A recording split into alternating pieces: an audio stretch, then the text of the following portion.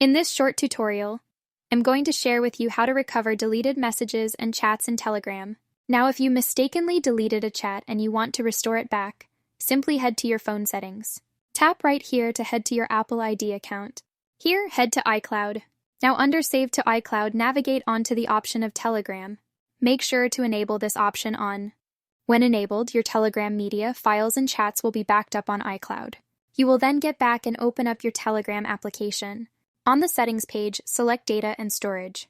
Here, head to the very first option of storage usage. Now, under Auto Remove Cached Media, make sure to mark all these options as Never. By doing this, your media, chats, and group chats won't be auto-deleted.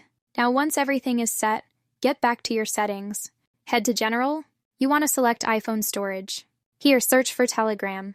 Tap on Offload App, and confirm by clicking on Offload. Once done, get back to the Telegram application and just click on it to reinstall. It will reinstall and all deleted files, chats, and media will be restored successfully. Well, that's how easy it is to restore back deleted chats in Telegram.